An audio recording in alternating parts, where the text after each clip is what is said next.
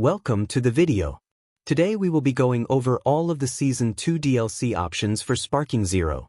This is all characters from the original Dragon Ball era all the way up to the latest Daima series. First up is Goku with his Oozuru Great Ape form and all outfits. Next up is Krillin with his different outfits. I especially want his monk clothes when he first encountered Goku. This next section is dedicated to the Demon King Piccolo pack, which even includes Kami, as all of these characters have blast moves which I feel should be prioritized for Sparking Zero. This is what I would call the minor villain and gag character pack. Here is our Dragon Ball Allies pack.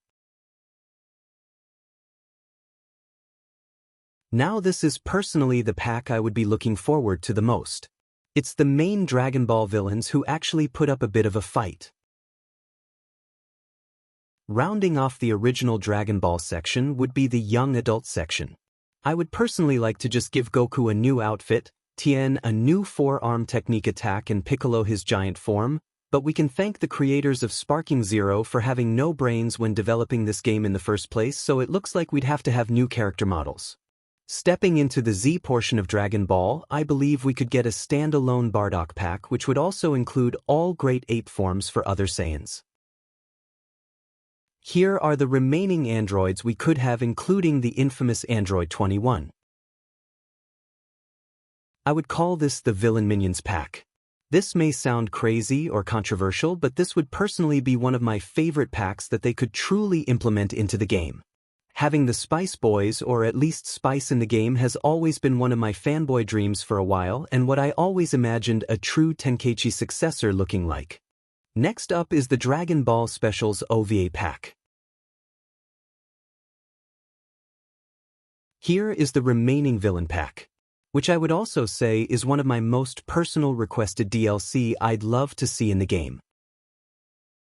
Now for the remaining heroes pack. Also a must-have. I saw a recent nod in the Dragon Ball Super manga chapters for Oli Buu. I've been patiently waiting for years for that addition, so who knows, at least I know they didn't completely forget about him, so I'm still clinging to hope. Well, here's our Xenoverse nod, and also maybe to shut up all of the meta players. I personally don't know much about Super Dragon Ball heroes, so this is as far as I'm willing to dive off that cliff. Now for our first real top-tier DLC idea. For the love of God, I hope these characters make it into the game. I'll settle for Legic, but it's long overdue.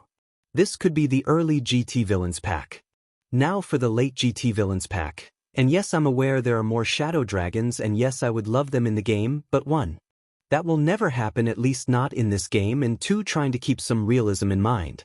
But honestly, this isn't a hard ask for Bandai. GT Heroes pack. What if Super Saiyan Bulla and Adult Go 10? I repeat, long overdue. Here is our early Dragon Ball Super Adversary pack. I'm honestly astonished Copy Vegeta already isn't in the game. WTF. Now on to the late DBS Adversary pack. I also must say this bird guy would be an awesome addition to the DBS character lineup. If I had to choose only one character from DBS to be in the game, that's who I would want. Now for the last DBS pack. Our Missing Heroes pack.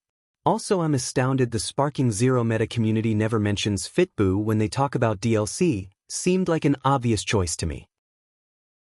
Now for our final pack of the day. Our one and only Missing Dragon Ball Daima pack. Although I do think this could be kind of hard to implement with all of the weapons, but what do I know? Well, that's all she wrote. Hope everyone enjoyed, and thanks for sticking around to the end. Please feel free to let me know your thoughts and who I left out. Like, comment and share so maybe Bandai gets the message.